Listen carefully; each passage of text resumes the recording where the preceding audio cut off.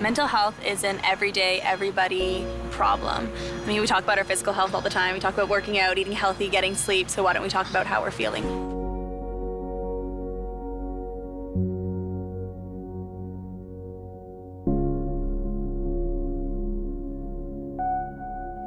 I think it's important for student athletes to talk about mental health because it creates an open dialogue that creates understanding and some compassion between peers and between your friends, and really allows you to create a better relationship with people who are in need of help.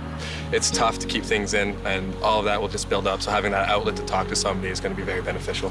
Dans un monde idéal où tout le monde parlerait de leurs problèmes de santé mentale, ben, ce serait bien parce que les gens n'hésiteraient pas à en parler, ils se sentiraient pas isolés.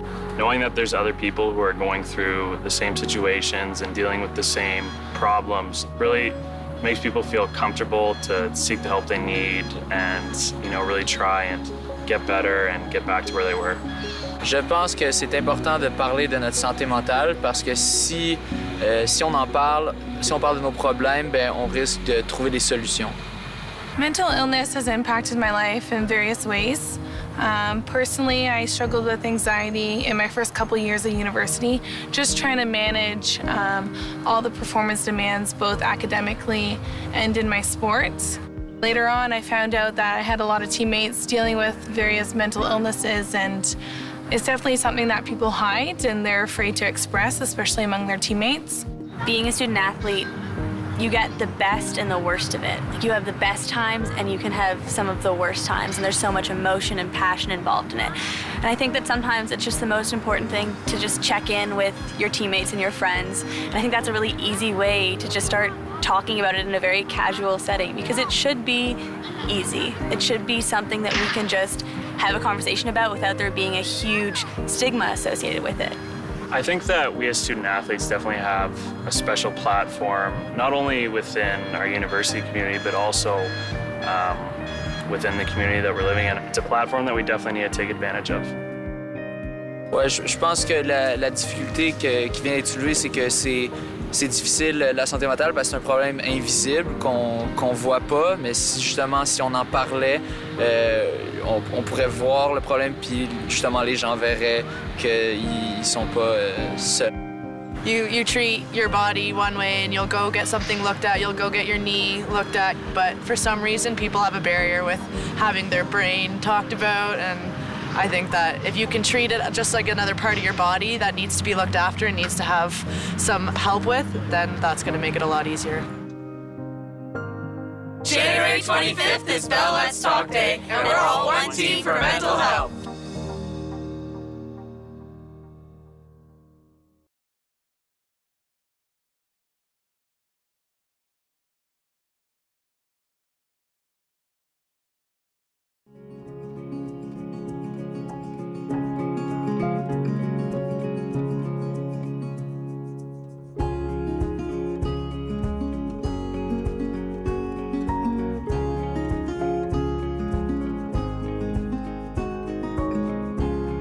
I'm Malcolm Wildeboer. I'm an architect and a partner at Vandenberg and Wildeboer Architects in Canada, Ontario. And I'm delighted to be this year's winner of the Marvin Architects Challenge. We're here today at the Wedge House. It's a beautiful waterfront property on the Ottawa River. The property's been in the family for about 60 years. I grew up here, my kids grew up here. We had a much more modest cottage, but we wanted to create a four-season place. We knew we didn't want a traditional home, but we left it largely up to Malcolm to present to us his vision. There is a real process of discovery with this home. You're driving through the pine forest and you arrive at this escarpment edge. You're sort of drawn into the house from the forest, across the bridge, and there's a real element of surprise, I think, when that door opens. You're faced with two very large Marvin picture windows, which I've framed so that you don't see the edge of the window, you just see the planes of the glass. You almost feel like you could dive into the river from this spot in the house. You enter into the great room space. All the primary living happens here on this floor. The The large glazing wall facing the river is comprised of a number of Marvin sliding patio doors, and then large trapezoidal picture windows across the top that follow the shape of the wedge. The wall of windows is a major feature of this house, and we talked a lot about it with Malcolm in the design stage, that we wanted to bring as much light into the place, maximize our ability to see out in all directions, and we do have a panoramic view of all aspects of the river. People just instantly love it here. They feel comfortable, they wander out on the deck and back in, and that was why we had it done, was so we could share it.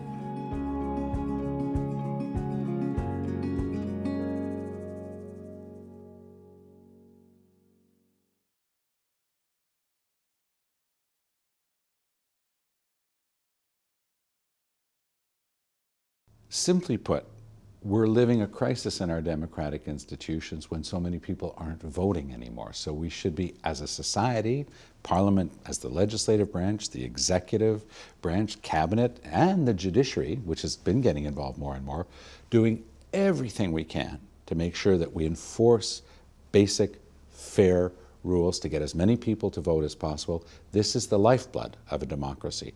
Right now, we're facing a huge challenge. We've got a government that doesn't care about it and has been aggressively going against people's ability to vote, making it tougher and not easier to vote. We need a much more mobilized and active citizenry to ensure that no one steals a Canadian election again. We're not going to get that help, unfortunately, from the powers that be. So it's going to have to be from Canadian voters themselves who refuse to allow another election to be stolen. But we have a new challenge now as the voting rates have declined to around 60%. In many cases, you get almost as many people not voting as voting. And that would be okay if they were the same. But in fact, what we're finding increasingly is there's differences between the people who show up and vote and those who stay home. In fact, that's part of the new political game, is to get out your vote and possibly to discourage others from voting. And they were also aware of a really, really important form of voter suppression, which was, let's make them apathetic by, pretending that everyone's corrupt. Because now they knew, no, it's not just everybody's corrupt. It's a certain type of person that's corrupt, that is involved in voter suppression. And by being apathetic, we are doing exactly what they want us to do. So suddenly you had all these people going, I'm invigorated to get into politics again because I can name it, I can identify it, and I can beat it, because all I have to do is get people to show up to vote.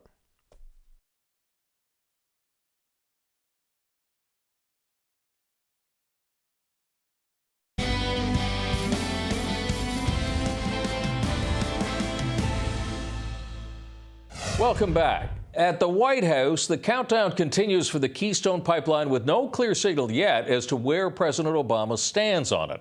Meantime, a regular convoy of Canadian politicians have been going to Washington to make the case that essentially the pipeline is in the American national interest. Well, last week, Natural Resources Minister Joe Oliver certainly cranked up the heat, directly attacking a recently retired leading NASA scientist who's opposed to the Keystone Pipeline. So, is all of this hurting or helping our case? Joining me now to talk about this, the environment critic for the NDP, Megan Leslie, and the parliamentary secretary to the Minister of the Environment, Michelle Rempel. Welcome to you both. First of all, why should Joe Oliver not take on the critics of the Keystone if he's down there to sell it? I think if I were a conservative, communications person, I wouldn't send Joe Oliver to do very much, including pitch an idea that actually this government really wants to see get through, because every time he opens his mouth, he says something incredible. So we did a motion, an opposition day motion in the House this week on 2 degrees of warming. And that came from when Mr. Oliver was doing, what do you do when you talk to the editorial board at La Presse? And he said, Canadians, they're not too worried about 2 degrees of warming.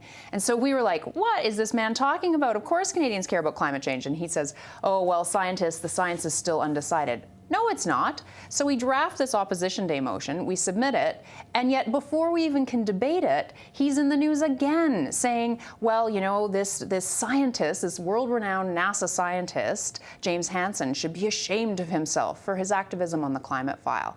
I have trouble with the Keystone Project to begin with, which I'm sure we'll talk about, but if you're gonna send someone to sell it, good Lord, find someone who can do a better job of it. Michelle, isn't this the problem, though, that when things like that are said, does it not play into a stereotype, perhaps, among the skeptics in the United States who go, aha, you see, the Canadians are troglodytes when it comes to the environment? Well, you know, Megan talked about the Opposition Day motion, which they drafted, and I had the opportunity to debate it in the House of Commons. There was 3 components to it, and the first one that she mentioned was acknowledging the fact that that 2 degrees of warming will have an impact on our environment. And, you know, that particular part of the motion I support because it is our government policy to address that issue, and I spoke in favor of that component of it.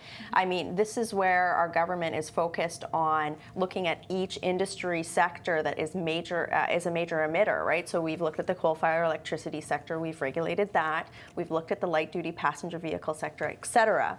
So what we're trying to do with that, though, is enact real change when it comes to greenhouse gas emissions reductions. But here's the rub: make sure that we're being cognizant of the fact that carbon pricing has an effect on consumers, and we are still in a state of economic fragility in the country. So it's trying to get that balance right. Michelle did do a speech, you know, and I take her at her word that she is concerned about 2 degrees of warming. But we worded the motion specifically that way because I am not entirely convinced that the entire Conservative caucus believes that it's an issue. Okay, but let's go to pipelines here, because one of the issues is that it looks as if you're quickly becoming the party of no pipelines. I mean, not only the objections that you have to Keystone, but you cast your eyes out to British Columbia, and Adrian Dix, I know it's another type of NDP, but nevertheless is saying no to Kinder Morgan, no to Northern Gateway. I mean, at what point do you risk becoming stereotyped? I think, you know, any government, certainly any party does have that kind of risk. But the thing with the NDP is we are looking at things at a project-by-project basis. You've heard our leader, Tom Mulcair, say publicly that we need to look at our own energy security needs first. We need to think about West-East. Right? We need to think about value added. We have unmet refining capacity in Canada. So I'm not talking about building new refineries. We have refineries right now that aren't at capacity, and that makes no sense. So let's look at our own energy security needs. Let's think about the fact that we are importing oil while exporting bitumen. Let's look at value added. But then you do have to look at each pipeline as an individual project. It's pretty hard to consider any pipeline right now when we're on the heels of the Conservatives having just gutted all of our environmental legislation. So for example, the environmental assessment process. How do you have trust in that process when it's been completely eviscerated in the last budget? So it's, you know, when you look at things on a case-by-case basis, with the current regime we have now, it's pretty tough to make a case for some of these things. Well, you're the current regime, so hop in. Well, I think first of all, the economic argument for energy infrastructure is there. I mean, right now in Canada, we are a price taker for our energy products because we don't have the access that we need to world markets. So what does that mean? That means that we are selling our products at a discount as opposed to world price because we don't have access to market. I think with regard to environmental assessment, the changes that we made to we called it the Responsible Resource Development package in Budget 2012 were designed to ensure, first of all, that there was certainty in the environmental assessment process. So as you can imagine, these are major infrastructure projects that have billions of dollars of investment tied to them. So we think that it's fair to say to investors, we're going to tell you when you're going to get a decision. It might be a no, but at least there's a timeline there. So that was really one of the main components. We also put in place things like increased safety monitoring for pipelines. We have new tanker safety standards, et cetera. So it's trying to make sure that we still have the public confidence in the environmental assessment process on the front end, but that we're also managing it on the back end. In 15 seconds, how do you respond? I think that the Conservatives have really made a misstep here because I don't think there is that public confidence. I don't think the public trusts them, and I think they're going to have a hard time getting any major energy projects through, whether they are environmentally sound or not, because the public doesn't trust them anymore, and that's really key. On that note, I'm going to have to stop, but this is the type of political discussion and debate that is very helpful. Thank you both. Michelle Rampell and Megan Leslie, Thanks. I appreciate your time.